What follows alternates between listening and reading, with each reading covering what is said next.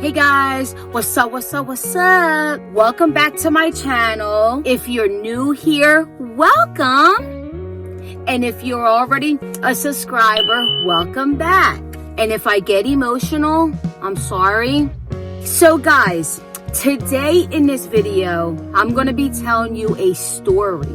And this is a really powerful story because it is the story of how I had my fourth child. I had her in jail, and giving birth to her, I had to be handcuffed and shackled to the bed. We're going to fast forward to I was 7 months pregnant. I leave home because I'm so heavy into my active drug addiction that I had to leave. And I go to Norristown where it's easy to find drugs. And I leave my kid's father's house and I start on my binge in Norristown, PA. I was so sad because I knew I was having a baby and I knew that I was so strung out and I was so lost that I just kept getting high and just kept getting high. And I was snorting crystal meth. I was shooting heroin. And I was so strung out that the one day I was on a bike trail in Norristown, PA. And I was so dehydrated. And I know that the Lord was like, God was like, we got to get this girl to safety. Because I was so out of it that I was walking like this. And I didn't even know what was going on. And I was walking up and down the bike trail with no shoes on. And I remember I shot up my last bag. And my mind just went like, I don't even know. Like I was in psychosis because I was walking like, and the cops came and got me. And the cops was like, what's your name? What's your name? And I said, the first thing I said was, I put my hands behind my back and I said, I'm pregnant and I need help and I'm thirsty. And he said, well, what is your name? And I said, my name is Mary Earhart. And he ran my name and he was like, you have a warrant for your arrest. Because I was on the run from probation. And at that time, all these thoughts and worries were going through my head because A, I knew I was going to be sick. But B, I knew I could get on methadone in jail. So I was like, okay, hey, I won't be sick, right? So I was like, all right, get me to safety because I was literally putting myself through hell, stress, and everything. I don't know if my baby is okay. I don't know what's going on. Like, I'm just doing drugs and not eating, and I'm not drinking water. I'm not giving the baby any fluids or nothing. So I go into jail on June 16th. Right? I go to jail on June 16th. And I go into jail, I go into booking as I'm so tired and exhausted. Right? So then I'm in booking for 24 hours. And then I wake up only to eat. And I'm still in my psychosis because the whole time in booking, I'm sleeping, but I'm getting up and doing weird things. I'm like washing my feet. I'm like standing up, sleeping, going like I'm doing all this stuff and I'm pregnant. So 24 hours goes around. I get processed and I go to the pod, right? And I go to the pregnant pod. And I'm sick now. I'm so sick. I'm throwing up. I'm going through it. And I said, they said, Earhart, you're going to be getting methadone. And I'm like, all right, good. Well, when am I getting it? When am I getting it? And I kept asking them, and I kept asking them, and I kept asking them. And I know they were getting irritated because it's jail. You never know when you're going to be called. And the CEO is like, I don't know, Earhart. Stop asking me. But I'm literally like crawling out of my skin because I can't take it no more. So a couple hours go by and I feel this pains in my stomach. And mind you guys, I had C-sections with my other kids, so I don't know what it feels like to go through labor, right? So at this time, I'm having all these pains in my stomach, and I feel like I'm having contractions. So I go tell the CEO, and they're like, okay, Earhart, I'll call down to the nurse. And they called the nurse, and I'm going back up, and I'm really having these pains. And I go back to the CEO, and I'm like, listen, I can't take it no more. Now, mind you, they thought that I was just med-seeking. They thought that I just wanted the methadone. This is what happened. The nurse came down. They so-called checked me and put me on a different pod and said that I'm going to go there to be closer to the nurse, right? So now I'm on P-Pod, right? And it's getting worse. These pains are getting worse. And I'm crying and crying and crying. And if you were ever in jail and you are a drug addict, they never believe you.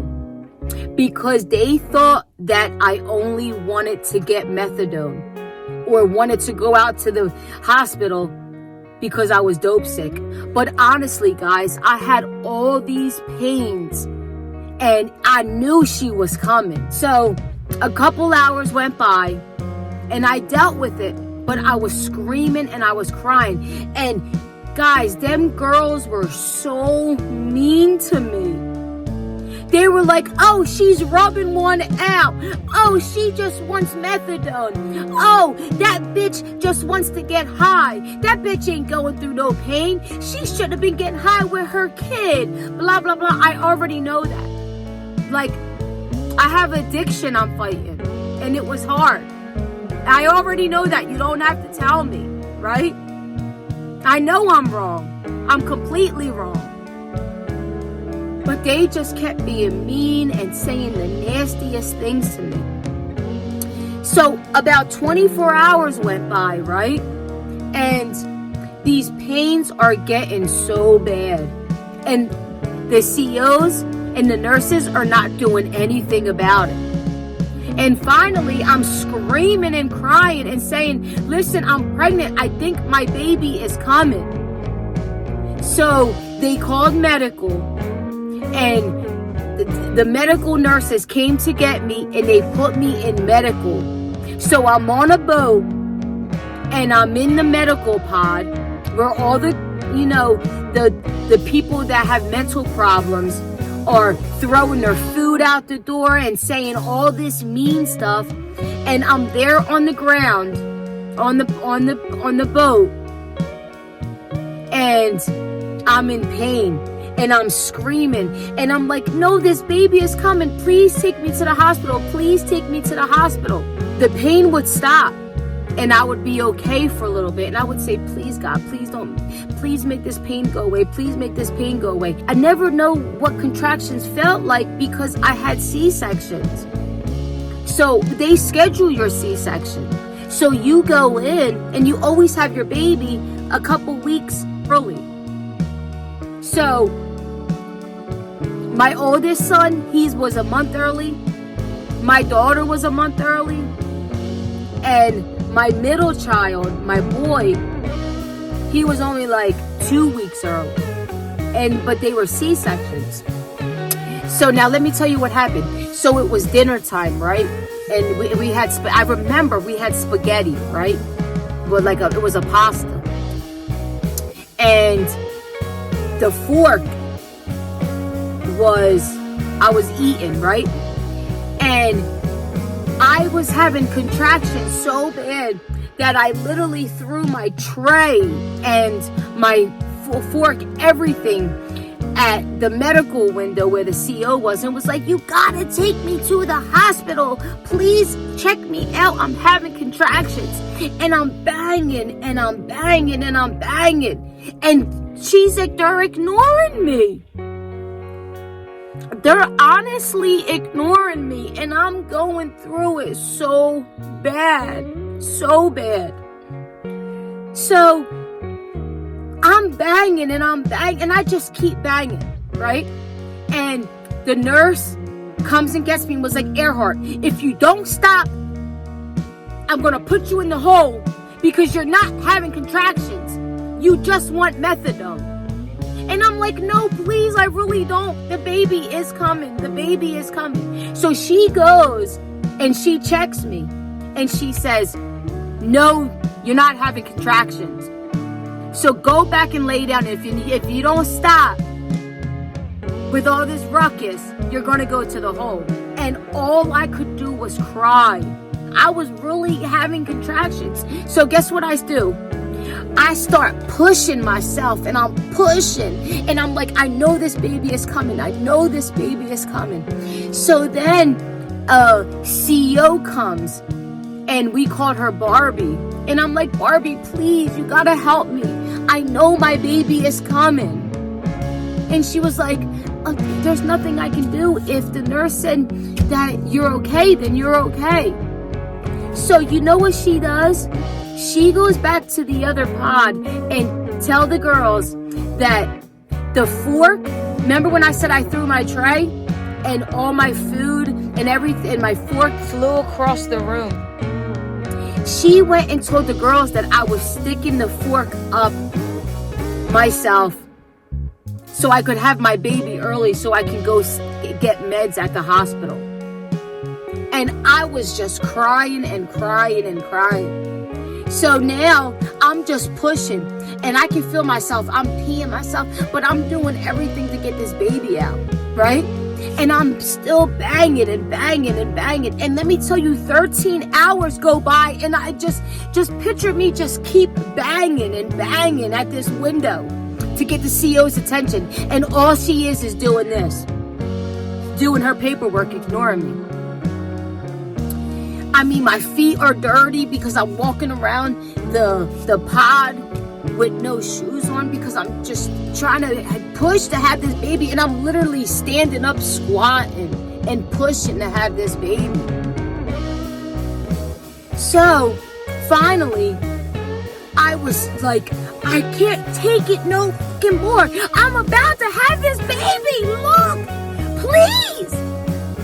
And finally, don't you know, it was shift change.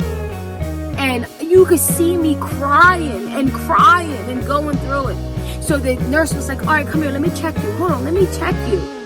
So she was like, oh shit, you can see the head. And you know what they did? They changed me so quick in a black and white striped jumpsuit and rushed me out to the hospital. I mean, it was so quick. It was like, snap my fingers and I was already in that ambulance. They get me out the ambulance in the bed, right?